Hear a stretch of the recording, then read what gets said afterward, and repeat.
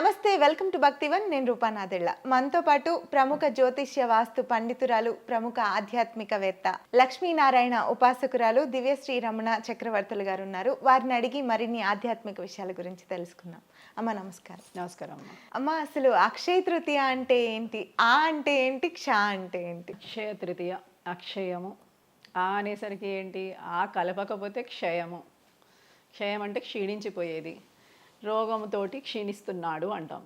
అంటే వాడు క్షీణించే దశలో ఉన్నాడు. అదేది మనకి నిలబడేది కాదు. అక్షయము అనేసరికి ఏంటి అంటే వృద్ధి పొందేది, ఎప్పటికీ తరగనిది. తరగని దానిని ఆది కలిపేసరికి ఒక చిన్న అక్షరం, ఒకటే అక్షరం మనం కలిపేసరికి దానికి అంతటి మహిమాన్వితమైన అర్థము ఆపాదించబడుతుంది అనమాట. అయితే ఇలాంటి స్థితికి కావాల్సింది ఏంటి? అక్షయ తృతీయ. ఈ అక్షయ తృతీయ రోజు అనేసరికి అందరూ ఏమనుకుంటారంటే బంగారం కొనాలంటారు. అసలు బంగారం కొనాలి అన్న విషయం నిజమేనంటారా? కొనలేని వాళ్ళు ఏం చేయాలి? ఇంకేమైనా కొనుక్కోవచ్చా దాని బదులు? బంగారం కొనాలి అని కాదు. యాక్చువల్గా ఏంటి అని అంటే కనుక ఇవాల్టి రోజున హిరణ్య గర్భుడు అంటే ఎవరు? శ్రీమన్నారాయణుడు గండకీ నదిలో సాలగ్రామ రూపంలో ఆయన ఉంటాడు. అయితే ఈ గండకీ నదిలో సాలగ్రామ రూపంలో ఉన్నప్పుడు ఆయనని అంటే ఆ సాలగ్రామాన్ని తొలచినప్పుడు మనకి అందులో ఉన్న రూపం కనబడుతుంది. సుదర్శనమా, నారసింహమా, వామనమా, లేకపోతే అనంతమా, ఇలాంటి రూపాలన్నీ కనబడతాయి. ఈ తొలిచినప్పుడు లోపల ఒక పురుగు వల్ల అది చక్రాలు ఏర్పడడం, రూపాలు ఏర్పడడం జరుగుతుంది. ఆ పురుగు యొక్క కొనల నుంచి బంగారం రాలుతూ ఉంటుంది. ఆ చక్రం మొత్తం బంగారంతో ఉంటుంది. అలా బంగారాన్ని బయటికి వచ్చిన రోజు అక్షయ తృతీయ. అందుకని బంగారం ఈ రోజున ఏం చేయొచ్చు? బంగారం కొని బ్రాహ్మడికి దానం ఇవ్వచ్చు. మనకి అత్రి మహర్షి ఏం చెప్తాడనంటే, బంగారం కొనినప్పుడు బ్రాహ్మణుడికి దానం ఇవ్వాలి. ఒక వీసమంత బంగారమైనా దానం ఇవ్వాలి ఇవాల్టి రోజున. ఎందుకు మనం బంగారమే దానం ఇవ్వాలి? ఎందుకంటే బంగారం అనేది మామూలుగా అన్ని రకాల ఖనిజాలతోటి సరిసమానమైన ఖనిజము కాదు. బంగారము దేవ ఖనిజము అంటారు దాన్ని.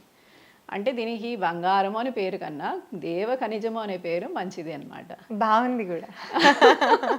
అందుకని చాలా మటుకు జ్యోతిష్ శాస్త్రంలో కూడా చాలా మందికి ఏం చెప్తూ ఉంటారు, ఎవరికైనా శుక్రుడు గతి బాగా లేకపోతే బంగారం బాగా ధరించండి, మీ శుక్రుడి వల్ల మీకు మంచి ఐశ్వర్యం లభిస్తుంది, కీర్తి ప్రతిష్టలు లభిస్తాయి, ఇలా చెప్తారు జ్యోతిష్ శాస్త్రపరంగా. దీనికి ఇంత కథ ఉందమ్మా, నేను ఇదే ఫస్ట్ టైం వింటో. చాలా విశేషాలు ఉన్నాయి. మనం ఒక ఖనిజం ధరించడానికి కూడా ఒక విశేషం ఉంది, మనం ఒక రత్నాన్ని ధరించడానికి కూడా ఒక విశేషం ఉంటుంది. అయితే ఇవన్నీ మనకి ఋషులు మనకి ఇవి ఇచ్చినవి కానీ మనం రాసుకున్నవో మనం తెచ్చుకున్నవో కాదు. ఏదైనా పురాణం అనేది ఒక కథనం ద్వారా జరిగింది. మనకి ప్రామాణాన్ని ఎందుకు చూపించారు అని అంటే, కలియుగం రాను రాను ప్రామాణిక గ్రంథాల అంటే మీకు ఏమైనా ప్రమాణం ఉందా? ఫర్ ఎగ్జాంపుల్ అంటే మీరు ఎగ్జాంపుల్కి ఎక్కడ ఒరిజినల్గా దాని యొక్క తాహత ఉందో మాకు తెలియజేయండి అని అంటూ ఉంటారనమాట. అలా తెలియజేయడానికి కావలసిన కథల రూపంలో మనకి ప్రతిదీ తెలియజేస్తున్నారు. అయితే ఈ రోజున కొంచెమైనా బంగారం కొని ఆ హిరణ్య గర్భుడైన మాధవుణ్ణి ఆరాధన చేసి ఒక బ్రాహ్మణ్ణి పిలిచి ఆయనకి దానం ఇవ్వాలి. అలా దానం ఇవ్వడం వల్ల వీరికి బంగారం మీద ఉన్న మోహం తీరుతుంది, వీరి యొక్క పాపకర్మ నశిస్తుంది, ఖచ్చితంగా స్వర్గప్రాప్తి లభిస్తుందిట. స్వర్గాన్ని చేరడం అంటే ఎలా అంటే ఇంత తేలిక. అవునా? మనం బంగారం కొనలేని వాళ్ళు చాలా మంది ఉంటారు కదా, వాళ్ళు ఏమైనా బంగారం బదులు ఇంకేదేమైనా కొనుక్కోవచ్చు? బంగారం వదిలి వాళ్ళు ఇంకేదైనా కొనుక్కోవచ్చు. మీరు భూమి కొనుక్కోవచ్చు, ప్లాట్లు కొనుక్కోవచ్చు అన్న భూమి అన్న ఒకటే, కానీ ఇల్లు కొనుక్కోవచ్చు, గృహప్రవేశాలు చేయొచ్చు, కన్యాదానం చేయొచ్చు, భూదానం చేయొచ్చు, గోదానం చేయొచ్చు, గోవుని కొని మన ఇంట్లో పెట్టుకోవచ్చు. ఆ రోజు ఏదైనా శుభంగా మొదలు పెడితే అది శుభమయంగా ఉంటుంది, ఎప్పుడు శోభాయమానంగా ఉంటుంది. కాబట్టి ఎక్కడ తరువు అనేది ఉండదు. కాబట్టి అయితే మనకి ఈ యుగాలు ప్రారంభమైనప్పుడు సృష్టికర్త కూడా ఇదే రోజున ఉగాది అని అంటాం మనం దీన్ని. అక్షయ తృతీయ అనేసరికి ఏంటి?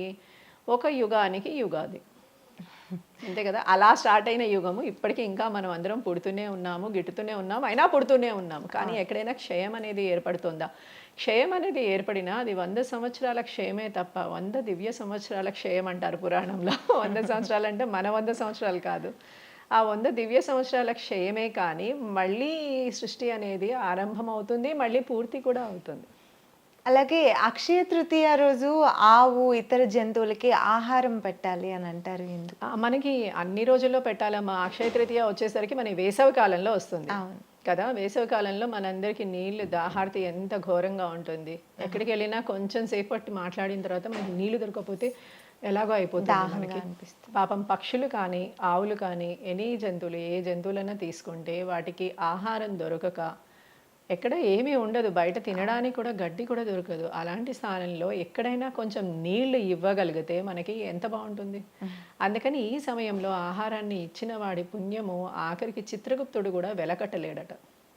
అంత గొప్ప పుణ్యం సంపాదిస్తారట. అందుకని ఎండాకాలంలో మీ ఇంట్లో ఎక్కడైనా పైన పక్షుల కోసం ఒక తొట్టులో నీళ్లు పెట్టండి, ఒక చిన్న చిప్పలో అయినా నీళ్లు పెట్టండి, గడ్డన పెట్టండి ఆవులకి. ఇలా ఏదైనా చెయ్యండి. మీరు ఇంట్లో ఉన్న వండుకున్న వస్తువునైనా ఆవుకి పెట్టండి అని మనకి శాస్త్రాలు చెప్తున్నాయి. అంటే మానవుడు మాత్రమే, ఒక్క మానవుడు మాత్రమే ధర్మ పరిరక్షణకి నియమించబడిన వాడు.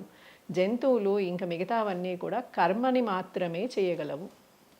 మానవుడు ధర్మ పరిరక్షణకి నిలబడినవాడు కాబట్టి తన చుట్టూ ఉన్న అనేక సంపదల్ని కాపాడుకోగలిగిన శక్తిని, యుక్తిని, మేధా సంపత్తిని భగవంతుడు ఇచ్చాడు. కాబట్టి దానికి సంబంధించిన విధంగా మనిషి ప్రవర్తన ఉండాలి. కాబట్టి మనకి ప్రతి మాసము ప్రతి తిథిని ఒక పర్వదినాన్ని సూచించి ఇలా చేయండి, ఇలా చేసుకోండి, మీకు పుణ్యం వస్తుంది, పురుషార్థం లభిస్తుంది, పరమాత్ముడే లభిస్తాడు అంటున్నారు. ఎందుకు అంటే మనకి ఆనందం లభిస్తుంది. పరమాత్ముడు లోపల ఉన్నాడు. ఆ తృప్తి వల్ల పరమాత్ముడు యొక్క ఆనందం మన ముఖంలో కనిపిస్తుంది.